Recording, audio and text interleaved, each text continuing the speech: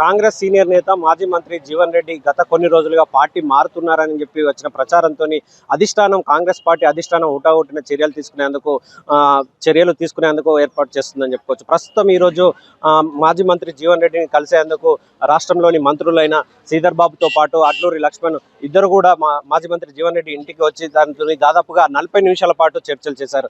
Party నుంచి వీడకుండా ఉండాలని చెప్పేసి కోరడం కూడా జరిగిందని చెప్పేసి శ్రీధర్ బాబు మీడియాకు తెలియజేశారు. గత 40 సంవత్సరాలుగా కాంగ్రెస్ పార్టీలో ఉంటూ తను ఎన్నో సేవలు 6 సార్లు ఎమ్మెల్యేగా 2 సార్లు మంత్రిగా సేవలు చేసిన జీవన్ రెడ్డి ఇప్పుడు గత కొన్ని నెలలుగా 10 మంది పార్టీ ఎమ్మెల్యేలు పార్టీ ఫిరాయించినప్పటి నుండి ఆ సమయం నుండి జగిత్యాల ఎమ్మెల్యే సంజయ్ కుమార్ కాంగ్రెస్ పార్టీలో చేరినప్పటి నుండి జీవన్ రెడ్డి కాంగ్రెస్ పార్టీలోకి వస్తా అసహనాన్ని వ్యక్తం చేస్తూ ఉన్నారని చెప్పుకోవచ్చు. గత నెల మున్సిపల్ ఎన్నికల్లో తనకు సంబంధించిన వ్యక్తులకు టికెట్లు రాకపోవడంతో అసహనానికి గురై మున్సిపల్ ఎన్నికల ఫలితాలు వచ్చిన తదుపరి అప్పుడే ఒక నిర్ణయం చేశారు.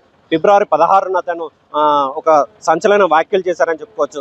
రాబోయే రోజుల్లో పార్టీని వీడే అవకాశం కూడా ఉంటుందని చెప్పేసి మాజీ మంత్రి జీవన్ రెడ్డి గత నెల ఫిబ్రవరి 16న వ్యాఖ్యలు చేశారు. అప్పటి నుండి కూడా దాదాపు ఒక 20-25 రోజుల నుంచి కూడా జగిత్యాల జిల్లా మొత్తం కాంగ్రెస్ పార్టీలో అసలు ఏం జరగనుంది, అసలు తను కాంగ్రెస్లో కొనసాగేటట్టు ఉన్నారా లేదా అనేది చర్చ జరుగుతుందని చెప్పుకోవచ్చు. అదే చర్చల తరుణంలో ఈరోజు మంత్రి శ్రీధర్ బాబు అడ్లూరి లక్ష్మణ్ కూడా ఇద్దరు వచ్చి జీవన్ రెడ్డితో 40 నిమిషాల పాటు చర్చలు జరిపిన తదుపరి మీడియాతో మాట్లాడారు.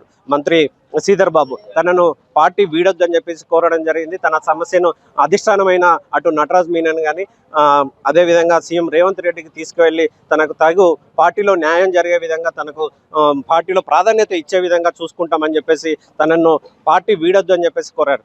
తదుపరి వీళ్ళు వెళ్ళిన అనంతరం మాజీ మంత్రి జీవన్ రెడ్డి నా నిర్ణయం మారేది లేదని మార్చి 25న తను ఒక సమావేశం సన్నిహితులతో పాటు కార్యకర్తలతో సమావేశం ఏర్పాటు చేసుకొని తన మార్పులో ఏ మార్పు లేదని చెప్పేసి 25న తన తుది ప్రకటన చేస్తానని చెప్పేసి కూడా ఆ కార్యకర్తలతో చర్చించారు. ఇప్పుడు అసలు జగిత్యాల కాంగ్రెస్లో ఏం జరగనుంది మనం 25 వరకు వేచి చూడాల్సిన అవకాశం ఉంది. కెమెరామెన్ రవితో హరిం, మైత్రి న్యూస్.